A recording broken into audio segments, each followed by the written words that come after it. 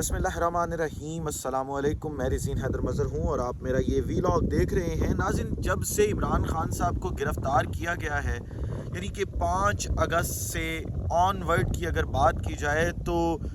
ہر گزرتے دن کے ساتھ پاکستان میں بھی عمران خان کے حق میں آوازیں بڑھتی جا رہی ہیں، اور اگر عالمی سطح پر بات کی جائے تو عالمی سطح پر بھی اب عمران خان کے حق میں آوازیں بڑھنا شروع ہو چکی ہیں۔ پوری دنیا کے ممالک جو ہیں وہ یہ چاہتے ہیں کہ کسی طرح سے جو ہے وہ عمران خان کا معاملہ سارٹ آؤٹ ہو۔ اس کے اندر کیونکہ اب ہر ملک کا ایک سفیر موجود ہوتا ہے دوسرے ملک کے اندر، تو ان سفیروں کی مدد بھی لی جا رہی ہے۔ اور آج صبح جو سفیروں کی ملاقات ہوئی ہے اور اس ملاقات میں جو کچھ ڈسکس ہوا ہے وہ بڑا اہم ہے آپ کے سامنے رکھنے۔ اور پھر محمد بن سلمان جو ہیں انہوں نے آج شام ہوتے ہی ایک نیا کھڑا کیا ہے اور عمران خان کے حق میں سب سے بڑی آواز بلند کر دی ہے، وہ بھی آپ کے سامنے رکھوں گا۔ اور پھر اسلام آباد ہائی کورٹ تو کچھ نہ کر سکی، لیکن پشاور ہائی کورٹ جو ہے وہ پشاور بار اور پشاور ہائی کورٹ، وہاں سے ایک بڑا فیصلہ آیا ہے، وہ بھی آپ کے ساتھ شیئر کرنا ہے۔ لیکن ان تمام تر تفصیلات سے پہلے درخواست کے چینل کو سبسکرائب کرنا مت بھولیے گا، بیل آئیکن کو بھی دبا دیجیے گا تاکہ میری آنے والی تمام تر ویڈیوز آپ تک پہنچتی رہیں اور آپ کو اور میرا جو یہ تصویر اور آواز کی دنیا کا ساتھ ہے یہ برقرار رہ سکے۔ ناظرین، چند دن پہلے ہارون الرشید صاحب سینئر صحافی ہیں، انہوں نے ایک دعویٰ کیا تھا، انہوں نے کہا تھا کہ عمران خان صاحب کی سابقہ اہلیہ جمائمہ خان جو ہیں وہ عالمی عدالت انصاف میں رجوع کرنے کا فیصلہ کر چکی ہیں تاکہ پاکستان کے اندر جو موجودہ صورتحال ہے جس میں انسانی حقوق کی بڑے پیمانے پر خلاف ورزی ہو رہی ہے اس کو ختم کروایا جا سکے اور عمران خان صاحب کے حوالے سے کچھ کیا جا سکے۔ تو اس کے اوپر یہ کہا گیا تھا کہ عالمی عدالت انصاف جو ہے وہ اسٹیٹ ورسز اسٹیٹ کے کیسز دیکھتی ہے، نہ کہ اسٹیٹ ورسز انڈیویجولز کے کیس دیکھتی ہے، لہٰذا وہاں سے کچھ نہیں ملے گا۔ لیکن اگر باقی تمام ریاستیں مل کر کسی حکومت پر پریشر بلڈ کریں تو پھر تو بہت کچھ ہو سکتا ہے، اور ہم نے ماضی میں یہ سب کچھ ہوتا دیکھا بھی ہے۔ لہٰذا آج صبح جو ہے وہ شاہ محمود قریشی صاحب کی صدارت میں، یا شاہ محمود قریشی صاحب آپ کہہ سکتے ہیں کہ ان کے کہنے پر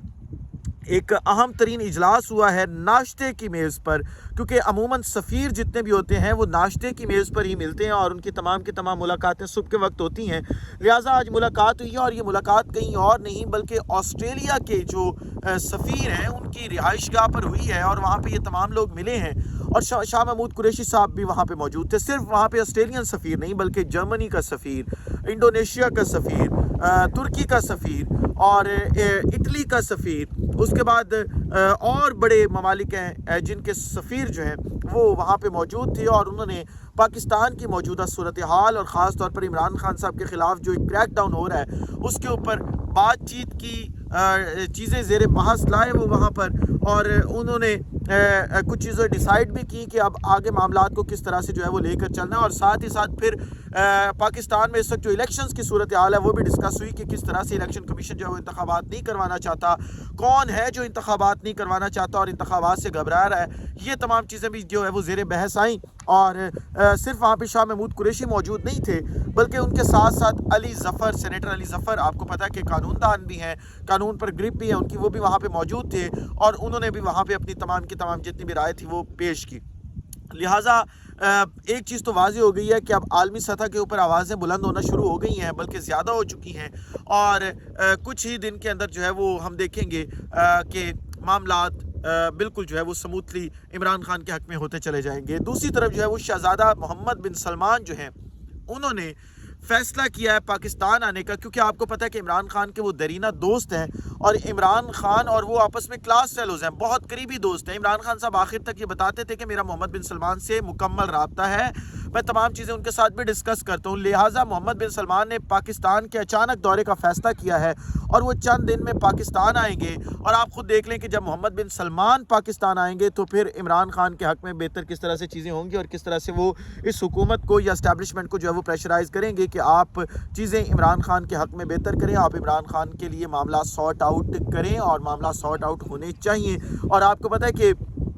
سعودی عرب ہمارے ملک کی کتنی بڑی کمزوری ہے، اور ہم سعودی عرب کے بغیر جو ہے وہ ایک قدم نہیں چل سکتے، کیونکہ جتنی بھی امدادیں آتی ہیں، آئی ایم ایف کے ساتھ مذاکرات ہوتے ہیں، ان میں سعودی عرب جو ہے وہ ایک میجر سٹیک ہولڈر ہے، اور میجر سٹیک ہولڈر کو ہم ناراض جو ہے وہ نہیں کر سکتے کسی بھی صورت میں۔ دوسری طرف اگر آپ انتخابات کی بات کی جائے تو آج بھی یہ ڈیبیٹ چلتی رہی کہ انتخابات کیا وقت پر ہوں گے یا نہیں ہوں گے، اگر ہوں گے تو کس طرح ہوں گے، کون کروائے گا، جس کے اوپر پیپلز پارٹی نے اپنا موقف پیش کیا اور انہوں نے کہا کہ اگر انتخابات سے رائے فرار اختیار کی گئی تو ہم سپریم کورٹ آف پاکستان جائیں گے۔ دوسری طرف پاکستان بار کونسل اس چیز کو اناؤنس کر چکا ہے کہ ہم انتخابات سے رائے فرار اختیار نہیں کرنے دیں گے۔ اس ملک میں اب انتخابات ہو کے رہیں گے اور 90 دن کے اندر انتخابات ہوں گے۔ اور پھر آج جو پشاور ہائی کورٹ کے اندر سماعت ہوئی ہے، وہ سماعت بھی آپ کے سامنے ہے کہ کس طرح سے جو ہے وہ آج پشاور ہائی کورٹ کے اندر نگران حکومتوں کے حوالے سے جو ہے وہ کیس کی سماعت ہوئی اور جس طرح سے وہاں پہ چیف جسٹس نے آئی ریمارکس پیش کیے ہیں، اور ساتھ ہی ساتھ پھر جو نگران حکومتوں کا وہاں پہ نمائندہ موجود تھا اس نے یہ کہا کہ ہم تو صرف معاشی حالات بہتر کرنا چاہتے ہیں، اور وفاقی اب جو نگران حکومت ہے وہ بھی یہ کہہ رہی ہے، جو انہوں نے چلے ہوئے کارتوس سارے دوبارہ ڈالے ہیں حکومت میں، وہ لوگ جن کی کوئی فیس ویلیو نہیں ہے، جو چلے ہوئے کارتوس ہیں، اور وہ کارتوس جو کہ ماضی میں سفیر تھے،